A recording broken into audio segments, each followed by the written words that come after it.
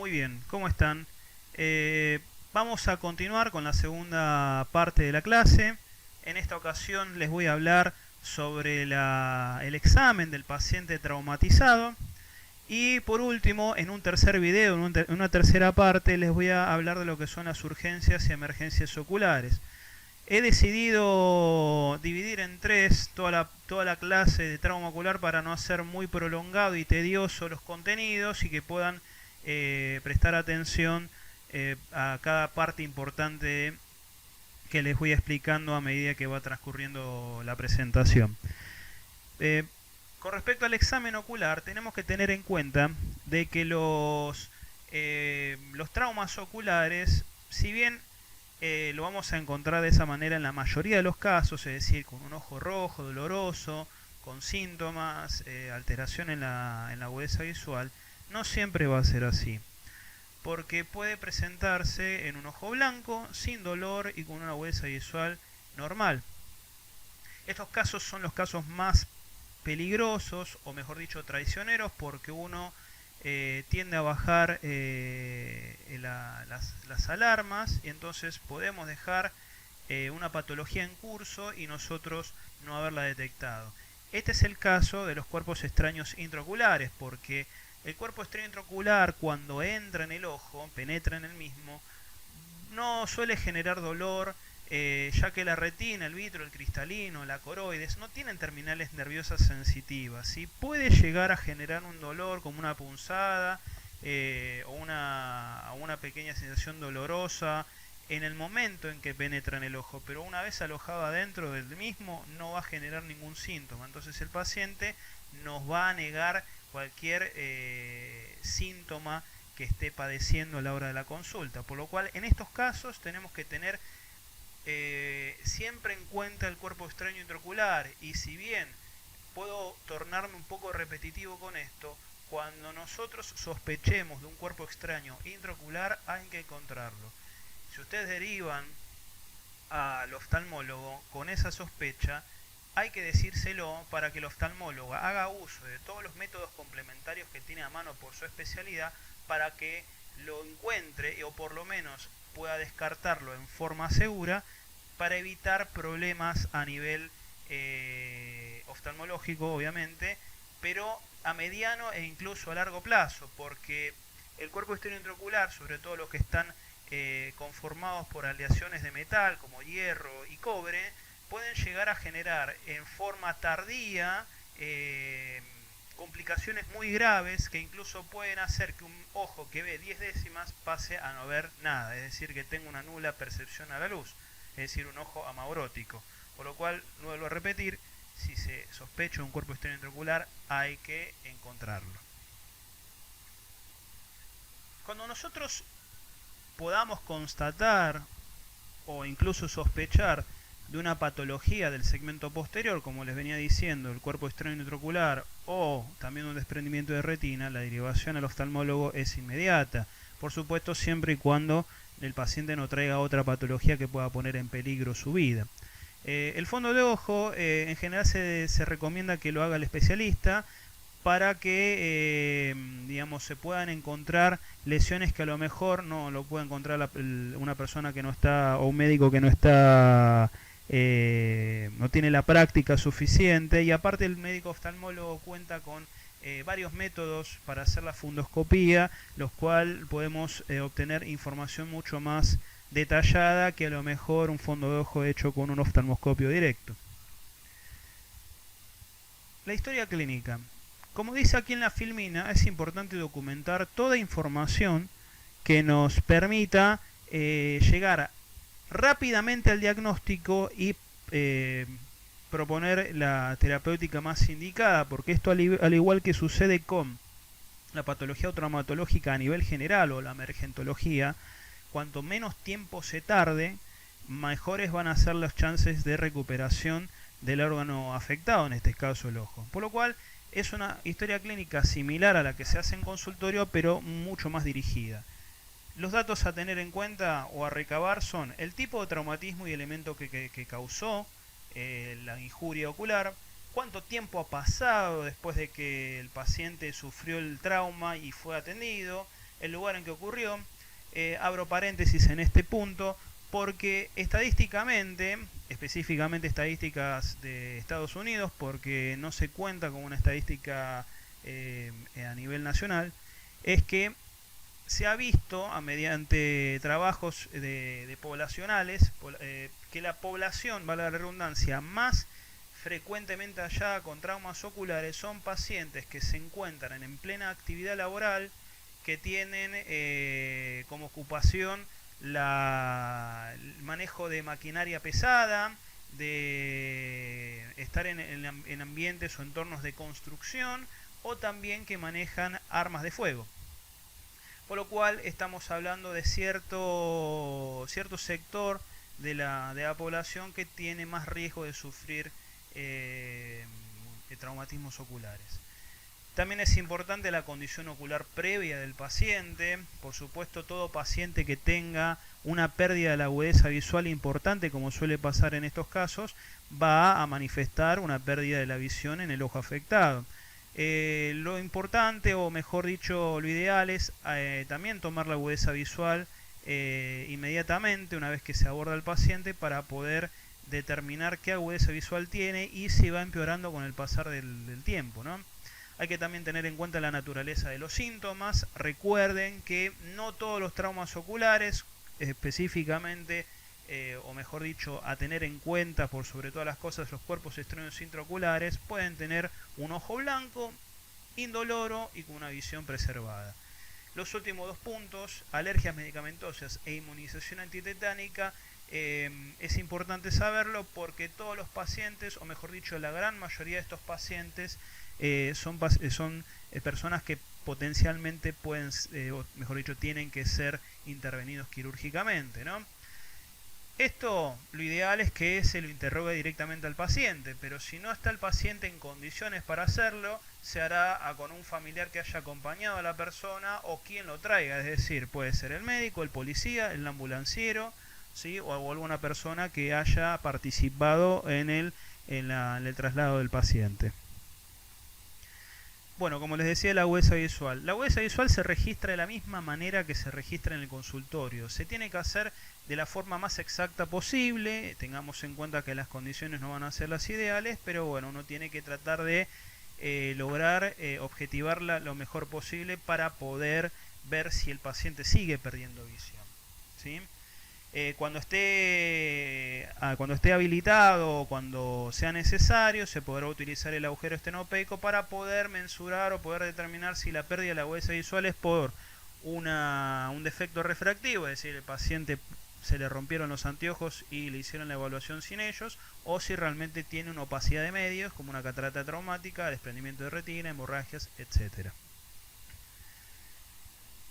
Bueno, con respecto a la palpación, siempre hay que tener en cuenta que en el contexto, por ejemplo, de una fractura orbitarial, hay que ser muy cuidadoso. Hoy día, dado la facilidad y rapidez con la que contamos con métodos de imágenes que nos permiten ver y diagnosticar con bastante exactitud, es como que se trata de dejar de lado.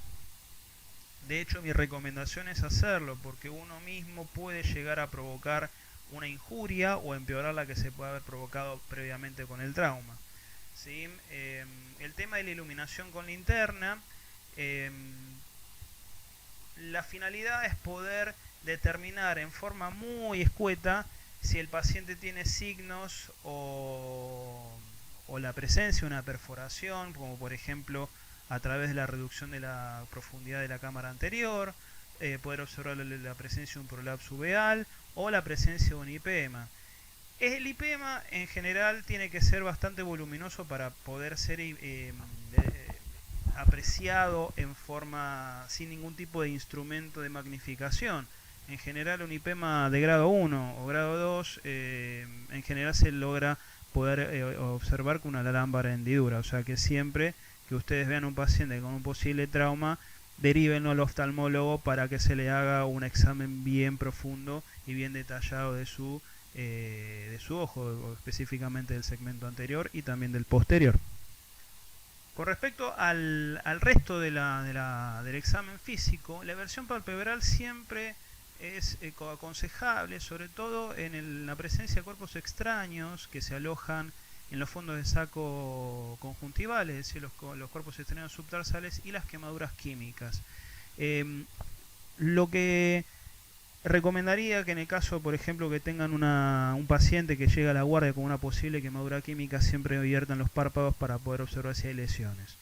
¿Sí? Cuando ustedes sospechen de un traumatismo penetrante o una perforación del globo ocular, no lo manipulen al ojo, no hagan ningún examen ni palpación directa porque pueden llegar a complicar el cuadro del paciente.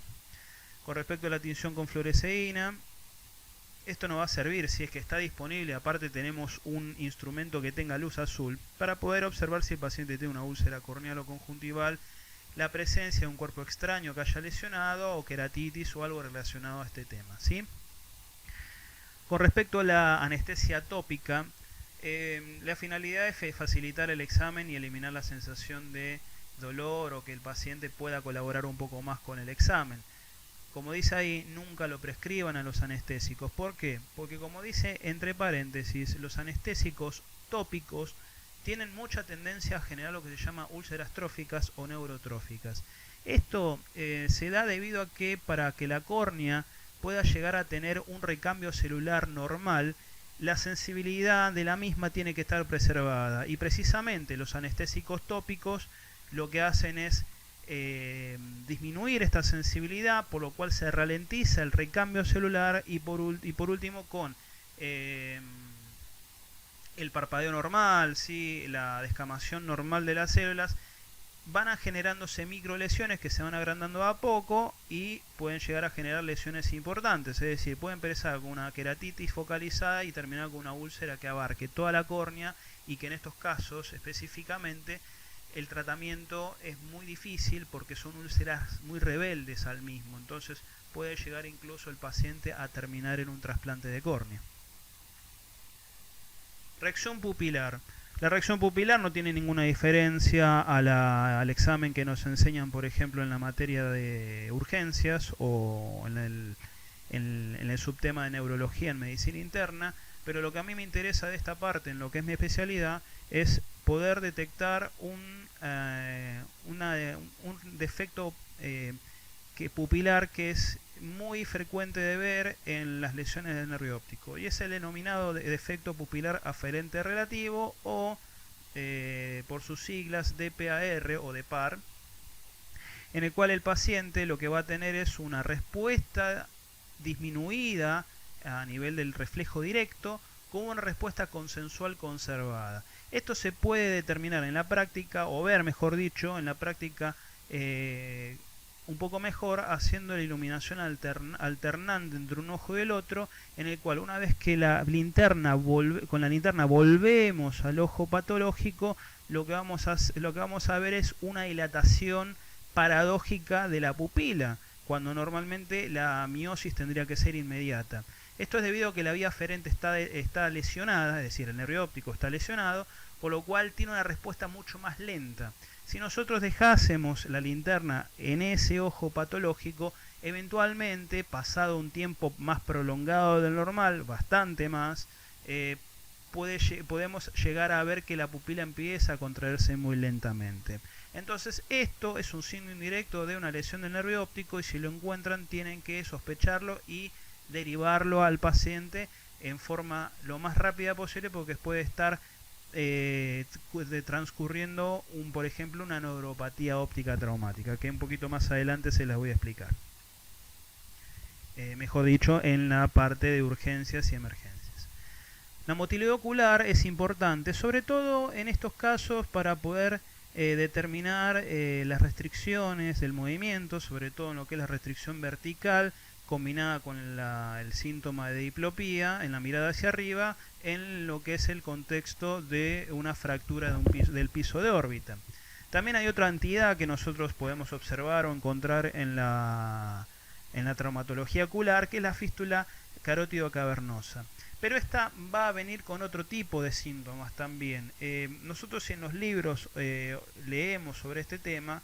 El paciente, aparte de tener una limitación en los movimientos, puede llegar a tener proptosis, a su vez puede llegar a tener una congestión muy marcada de los vasos conjuntivales, es decir, van a estar arterializados debido a la comunicación arteriovenosa que existe, y un signo muy importante y que se encuentra incluso habiendo ausencia de los otros, que es el soplo auscultable en la región orbitaria, en la región temporal, en el cual nosotros apoyamos el estetoscopio y vamos a escuchar el típico sonido de un soplo.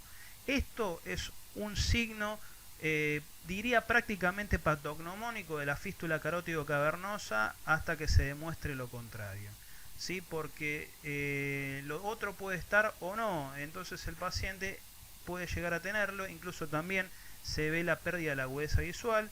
Entonces el signo más característico es el soplo auscultable en la región orbitaria, en la región temporal, ¿sí? Y también puede haber una pérdida severa, por supuesto, de la agudeza visual. Lo otro puede no estar, pero bueno, si lo encuentran es una fístula de libro, ¿no? Como nosotros solemos decir, ¿sí? Oftalmoscopía directa.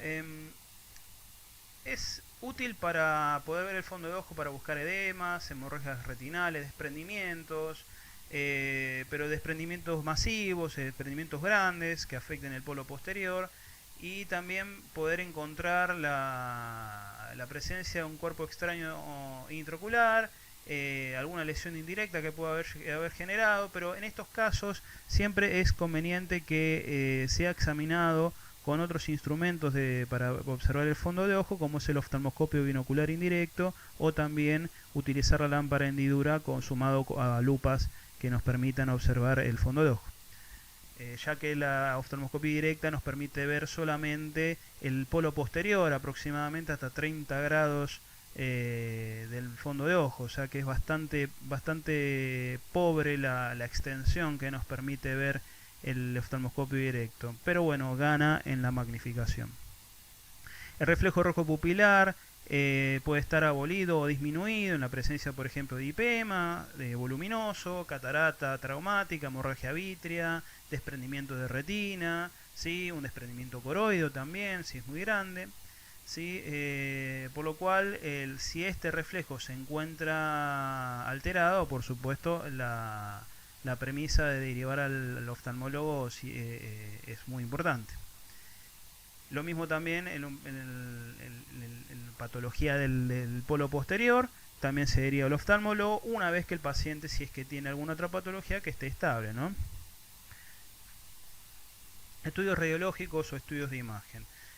Tenemos tres grandes estudios que se usan muy frecuentemente, que son la radiología simple o la radiografía de cráneo, que se puede pedir una frontonasoplaca o una placa panorámica de cráneo, en el cual nos permite ver los huesos de la cara, ver fracturas de la órbita de un tamaño importante, también la presencia de cuerpos extraños intraoculares o intraorbitarios de origen metálico, también de un tamaño considerable, ya que si son muy pequeños, aproximadamente si tienen 1 milímetro o menos de diámetro, la radiografía suele no detectarlos.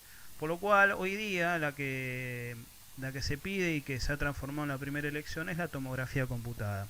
La tomografía computada, para poder observar bien la órbita, se tiene que pedir de una forma distinta a la que solemos pedir el resto de las cosas, ya que la tomografía axial computada de órbita estándar no nos permite o se nos pierde mucha información, por lo cual para poder pedirla correctamente para estudiar la órbita se pide una tomografía computada con cortes axiales y coronales de espesor fino o de 1 milímetro de espesor, porque de esa manera vamos a tener cortes que van a ser tanto axiales y coronales, y por lo menos vamos a tener 3 o 4 cortes en cada orientación, y que seguramente uno va a pasar por el vértice orbitario, que en estos casos es importantísimo poder evaluarlo, cosa que la tomografía axial estándar es muy poco probable que pase. La resonancia magnética queda relegada a un lugar en el cual existiría duda diagnóstica, o que por ejemplo haya algún tejido que nos resulte patológico y que en la tomografía no podemos verlo muy bien, o presencia de enfermedades o patologías muy específicas como puede llegar a ser las neuropatías ópticas, en el cual la resonancia toma preponderancia. Pero de todas maneras, si por ejemplo nosotros sospechamos de un cuerpo extraño intraocular de origen metálico, se recomienda no pedirla porque el movimiento generado por el campo magnético del resonador puede hacer que vibre y lesione más de lo que ya lo hizo, por lo cual es conveniente no pedirla, salvo que ya se haya descartado o que nosotros querramos diagnosticar alguna patología en específico.